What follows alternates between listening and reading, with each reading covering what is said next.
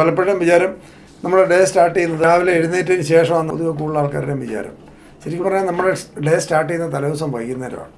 അതാണ് നമ്മൾ തിരിച്ചറിയേണ്ടത്. തലേദിവസം വൈകുന്നേരം മുതൽ പുതിയ ദിവസത്തിനുള്ള പ്രിപ്പറേഷനാണ് നടക്കുന്നത്.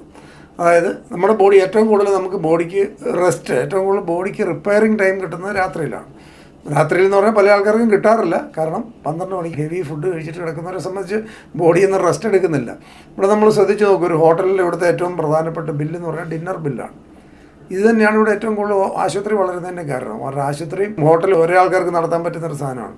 അതായത് ഏറ്റവും കൂടുതൽ ഒരു ബോഡിക്കും റെസ്റ്റ് വേണ്ട സമയത്ത് നമ്മൾ ഏറ്റവും കൂടുതൽ ഹെവി ഫുഡ് കഴിക്കും. കാരണം റിപ്പയറിങ് വർക്ക് മുഴുവൻ ചെയ്യേണ്ട വൈകുന്നേരമാണ്.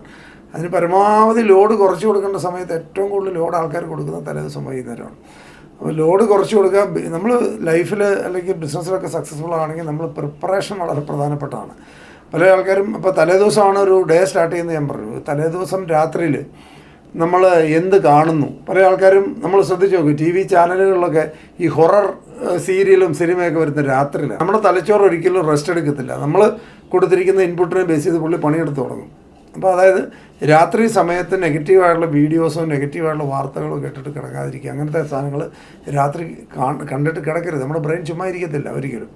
അപ്പോൾ ഇതുപോലെ തന്നെ നമ്മൾ ഫുഡ് വളരെ ചൂസ് ചെയ്യണം. ഫുഡ് നമ്മളൊരു നല്ല ലൈഫ് കിട്ടണേ ഫുഡിൻ്റെ കാര്യത്തിൽ വളരെ ചൂസ് ചെയ്യണം.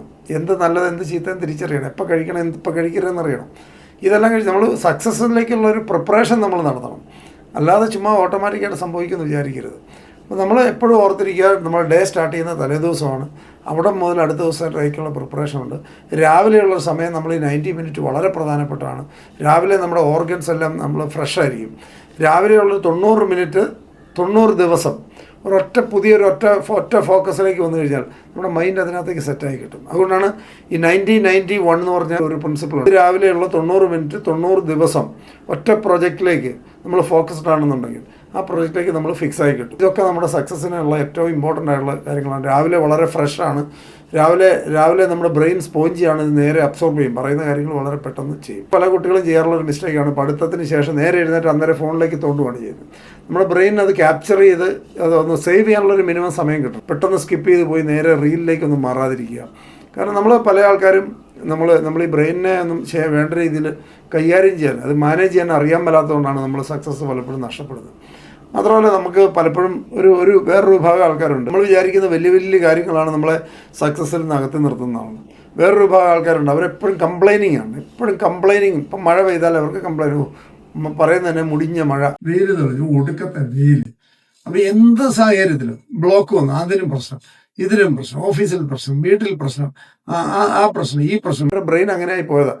പ്രശ്നങ്ങളില്ലെങ്കിൽ ആ ബ്രെയിൻ സമാധാനം കിട്ടത്തില്ല. ബ്രെയിൻ അങ്ങനെ ആയി പോകുന്നത്. നമ്മളെപ്പോഴും ഗ്രേറ്റ്ഫുൾ ആയിരിക്കുക എന്നുള്ളതാണ് ഏറ്റവും പ്രധാനപ്പെട്ട കാര്യം. നമ്മളെപ്പോഴും ഗ്രേറ്റ്ഫുൾ ആയിരിക്കുക, റിലാക്സ്ഡ് ആയിരിക്കുക. എന്ത് സംഭവിച്ചാലും ജീവിതത്തിൽ സംഭവിക്കുന്നതെല്ലാം നല്ലതിനാണെന്ന് വിശ്വസിക്കുക. അങ്ങനെ പോസിറ്റീവ് ഇന്റർപ്രിട്ടേഷൻ കൊടുത്ത് ജീവിക്കുക. ഡീപ്പ് ക്രൈസിസിൽ പോകുന്ന സമയത്തും പോസിറ്റീവ് ഇന്റർപ്രിട്ടേഷൻ കൊടുത്ത് ജീവിക്കുക. എന്തെങ്കിലും നല്ലതിലേക്ക് എന്നെ എത്തിക്കാൻ വേണ്ടി ആയിരിക്കും. ഇപ്പൊ ഈ ക്രൈസിസ് എന്ന് എന്നെ കോച്ച് ചെയ്യാനായിരിക്കും, അല്ല ഞാൻ നന്നാവാനുണ്ടായിരിക്കും, എന്നെ ബെറ്റർ ആക്കാനായിരിക്കും. ഈ സിറ്റുവേഷൻ, ഏത് സിറ്റുവേഷൻ ലൈഫിൽ വരുന്നത് നിങ്ങൾക്ക് പോസിറ്റീവായിട്ട് എടുക്കാൻ സാധിക്കുന്നുണ്ടെങ്കിൽ നാളെ ഇത് മുഴുവൻ നിങ്ങൾക്ക് എൻകാഷ് ചെയ്യാൻ പറ്റും. അല്ല ഇത് മുഴുവൻ എനിക്ക് മാത്രം എന്താ ഇങ്ങനെ എന്നാണ് നമ്മൾ ചോദിക്കുന്നെങ്കിൽ നെഗറ്റീവായിട്ട് പുറയിലേക്ക് പോകത്തേ ഉള്ളൂ.